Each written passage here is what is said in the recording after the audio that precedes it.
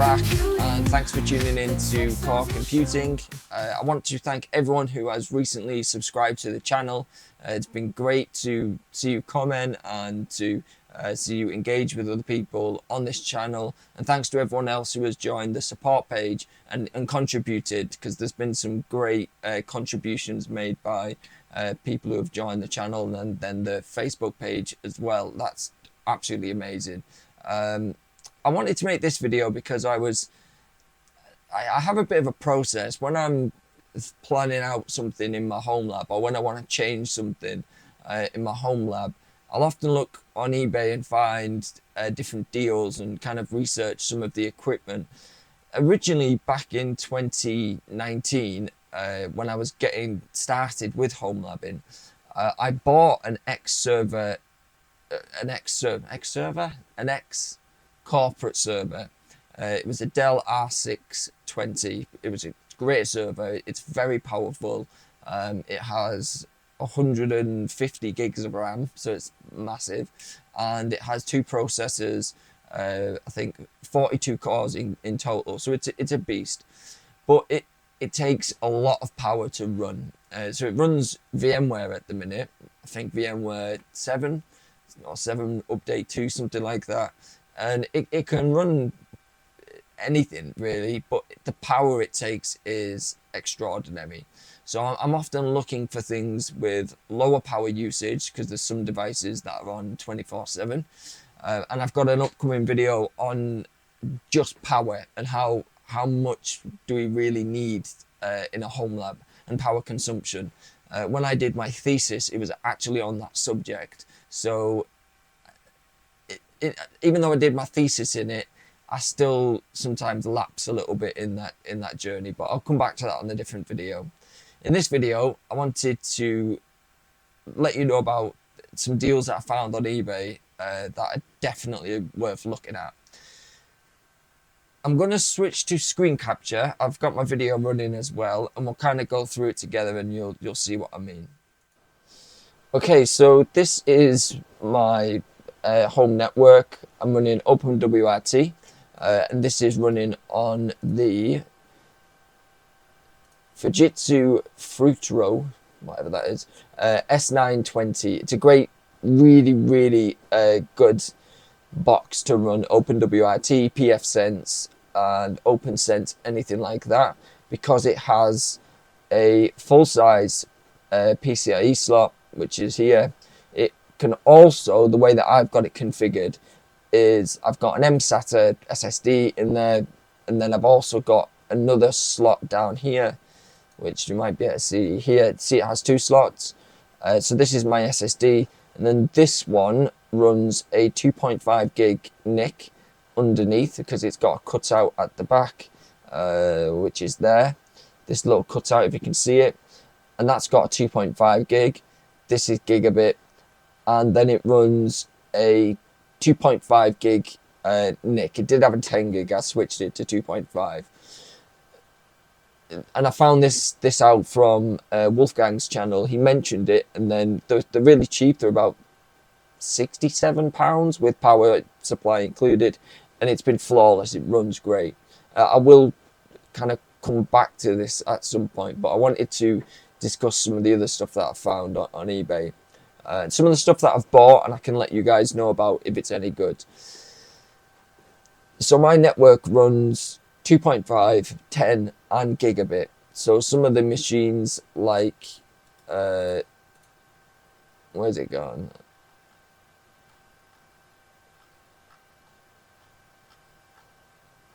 So some of the machines, like the Lenovo systems, are all Gigabit. I mean, they can have 10 gig, but you're using that PCIe slot for 10 gig instead of maybe some extra storage and things like that. So it's a mixture of both. And I've not found... I did buy one of these, and they are good Gigabit switches. They are a managed switch, and they are a good Gigabit switch, but they're quite loud. It's only got one fan. It's really loud. I've tried to quiet it down by using resistors. It does a little bit, but not that much. So I was really looking for something that was silent, that was gigabit, that was managed, and it had lots of ports and things like that. Now, there are other switches. I have one of these. This runs really well. I do really like this switch. It's got a managed interface as well. But I found the Barracuda systems were really, really good. Now, I bought one of these, this exact system, and I think I paid £50 for it. And to my surprise, all it is an x86 system. It's an MSI motherboard. It has, how can I put it? Mine has 2 NICs on the front, which are weird NICs. They run, one sec. They run this in the back. This is actually off the system. Now, these don't work with pfSense. They don't work with OpenSense. They only work with Barracuda's software, and that kind of slots in, and then it runs off this. So they're pretty much useless. But you can take the board out, put a new board in, and run it like that, which is what I've done.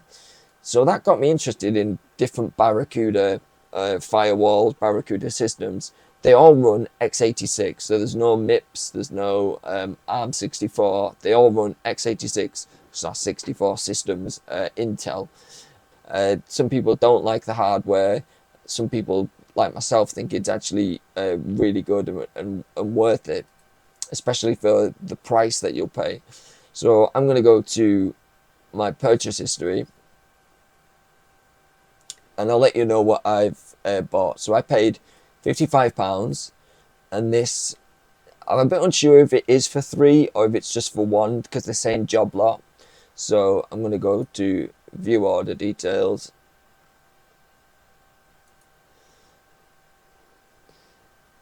So I put this in my wish list, and what that will do to the seller is notify the seller that someone has this in their wish list. The seller, they can then automate a deal.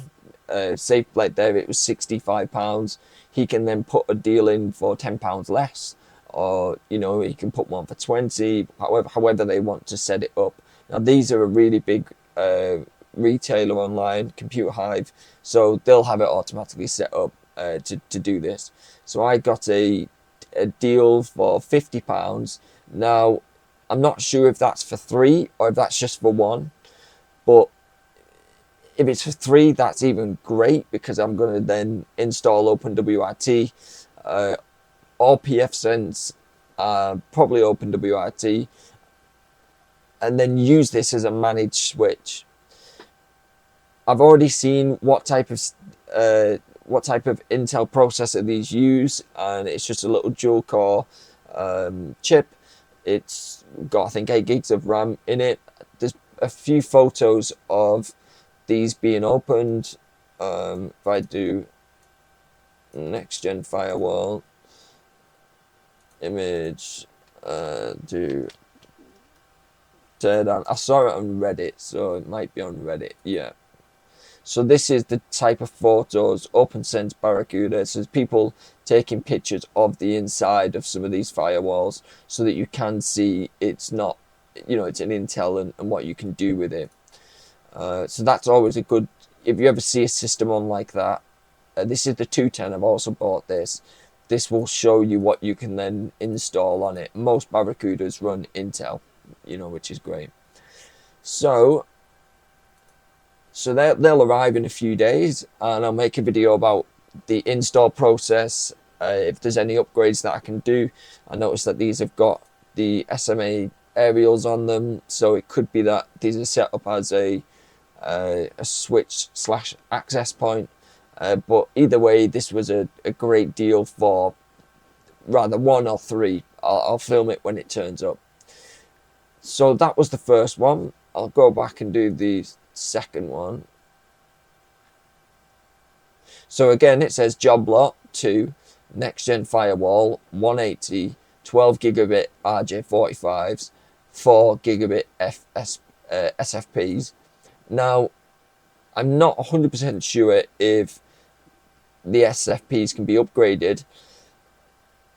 because a lot of these, they have a motherboard that's, say, a standard-ish motherboard, and a lot of this will be modules in it. So the way it will work is it will run it through, say, 2 PCIe slots, and it will be a module thing, similar to how that Barracuda is.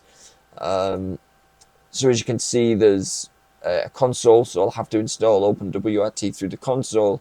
It's a lot easier than you actually think. It's very similar. You make a USB, connect the console to it, and the console just acts as your display. It has a full BIOS. You can change things in the BIOS. You can do all of that.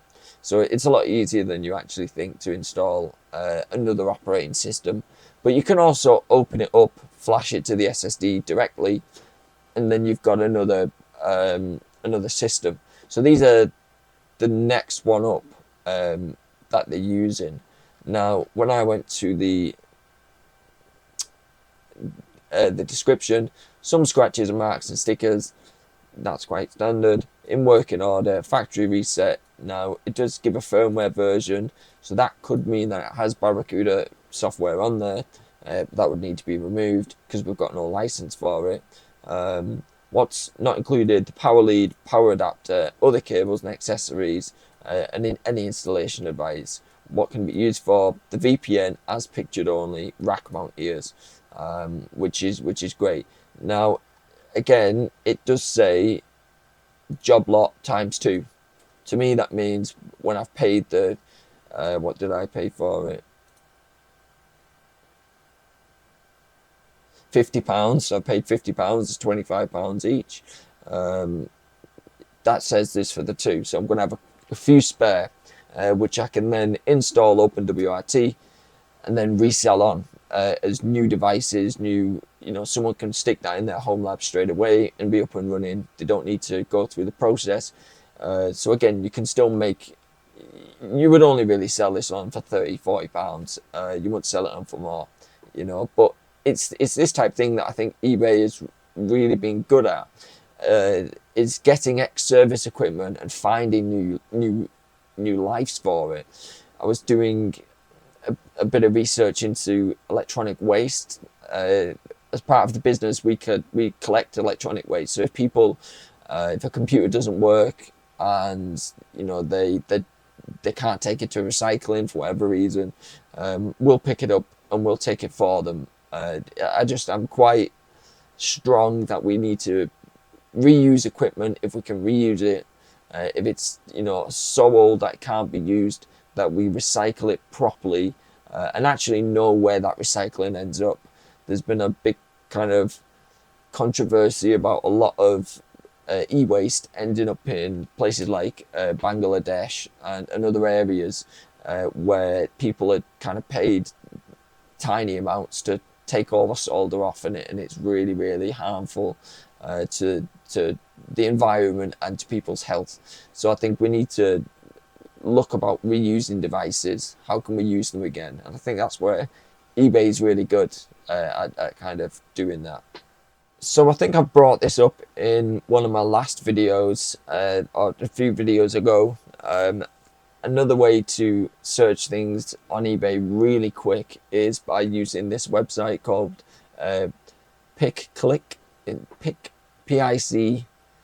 PickClick.co.uk. Bit of an interesting name, but you can find things on this much quicker. So if you want to, say, find a managed switch, instead of trawling through hundreds and hundreds of eBay ads, it all shows it on one page, so you can then find things a lot quicker. And I have found things on this that would have they're buried so far deep into eBay, I would have never have seen them. And it's been a real good tool to use, especially when you're trying to find some niche bit of equipment, or you're just trying to find a reuse for something. This has been really good. And there's been a few more. What I'm going to do is leave some links to some things that I think are really great for HomeLabbing.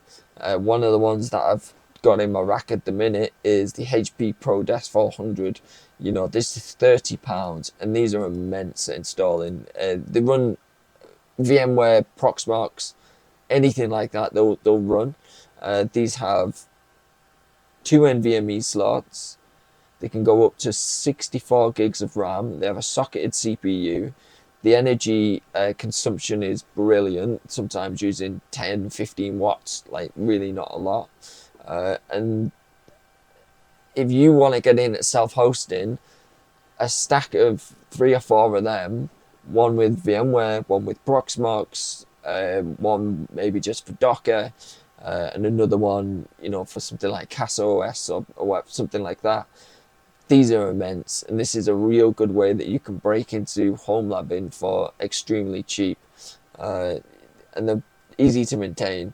So what I'll do is in the next video, I'm going to go through the opening of the firewalls, the installing of OpenWRT, kind of rooting around and seeing what else we can do to them. If we get 2 or 3 in the box, then I might even put them up for sale, and we'll kind of see how that goes as well. But thank you for tuning in, and I'll update you in the next video. If you have any comments or anything, any suggestions for videos, any suggestions for the hardware, any things that we can install, it's kind of open at the minute, so I'm leaving that to everyone in the comments. Please subscribe if you've not subscribed, and hopefully when this weather clears up and we get some good days, I can take apart this rack. I've been wanting to move the rack into the back part of the garage and properly mount it on the wall. At the minute, the cable, I've cleaned them up slightly, but I want to clean them up even more.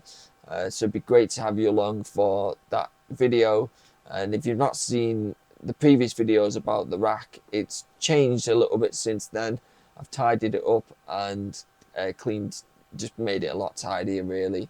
And I've also got a video coming up specifically on power consumption and self-hosting, and how much power do we need to host a HomeLab, and how much, do we need loads, do we only need a bit, what devices. So definitely kind of subscribe for that video, and I'll see you very soon.